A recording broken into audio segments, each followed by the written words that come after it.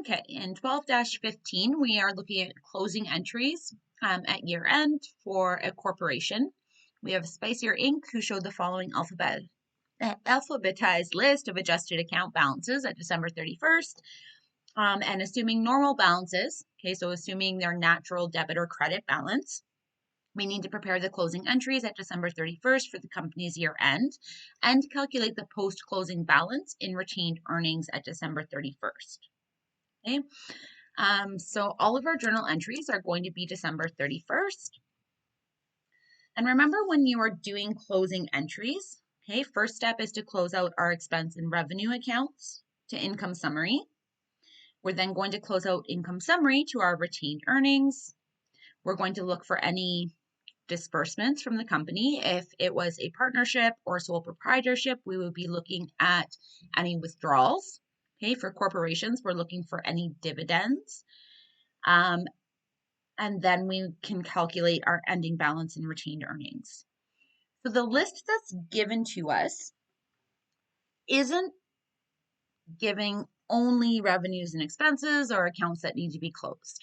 Okay, so any assets or liabilities, okay, any balance sheet accounts are not closed out to income summary, right? They remain on our balance sheet. Those balances are brought forward to the next year.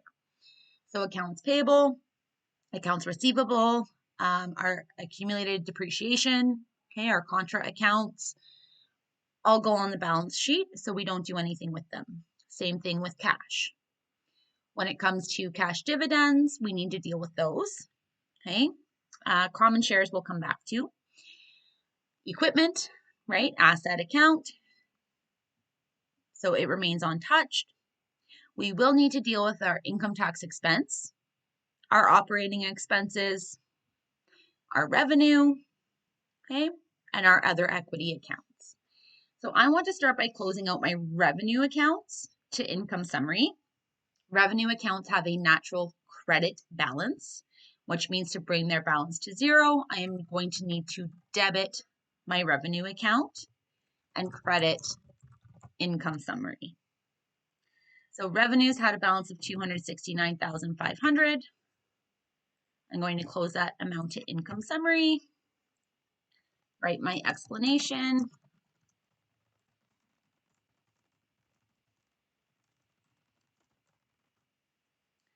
and move on to my expenses. Okay, so I'm going to list over here the accounts that need to be dealt with, okay, brought to a balance of zero. We have our income tax expense, which had a balance of $40,400. We also have operating expenses with $109,000. Okay, and for this example, those are the only two that need to be closed out. We know that expense accounts have a natural debit balance, which means we need to credit them to bring them to zero. Okay, so if we are crediting the expense accounts, that means that income summary is going to be our debit, and our expense accounts are going to be our credits. So income tax expense was $40,400. Operating expenses were $109,000. Combining those two, we're going to see a debit to income summary for $149,400. So this is to close the expense accounts to income summary.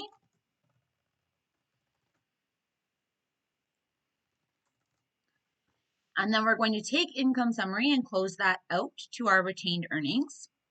So to do that, we need to determine the balance in income summary. Okay, I can look at my two journal entries and see that I have a larger credit than I do debit into income summary, which means I'm going to have a natural credit balance. Okay, so my credit of $269,500 minus my debit being my expenses means that I would have earned a profit of $120,100 for the year. Okay, and we know that that is a credit balance, so we want to debit income summary and we want to credit or increase our retained earnings. Bringing the balance in that account to 0.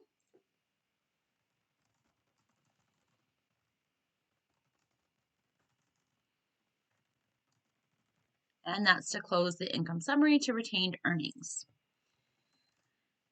And step number 4, we need to deal with any disbursements of cash out of the company to the owners. Okay, dealing with a corporation, that means that we're looking at our cash dividends.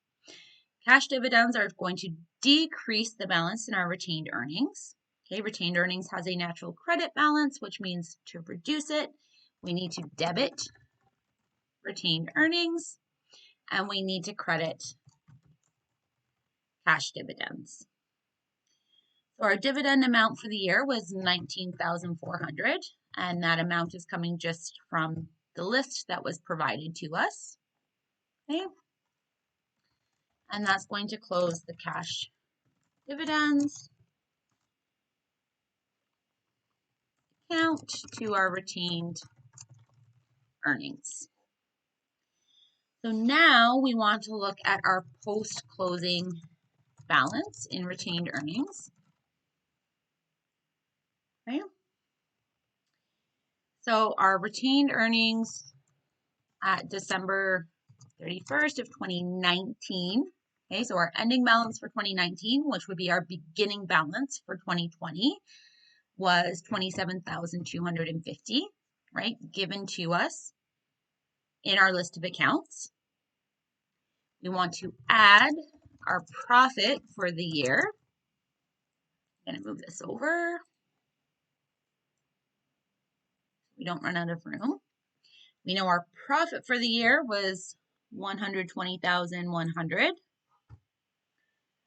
We want to deduct or less our cash dividends, so making that a negative number, $19,400. When I sum those three, right, because one is a negative number, I'm going to get a balance of $127,950. Although that doesn't look entirely right, and I'm wondering if something didn't come through correctly. Just double checking my numbers here. 27,520, not 250. That's going to change our answer to 128,220. Okay, so good idea to double check that you haven't put anything in incorrectly. And again, this is an example of what I'm talking about with your assignment. If you had left this at 27,250, that's going to make your final answer incorrect. Okay, but because you used an Excel formula, when I go in and make this correction, it's going to automatically change the answer of the total to be correct. So you'll only lose a part mark for that one typing mistake instead of losing another mark for having the total incorrect. So that is 12-15. Next video, we'll look at 12-17.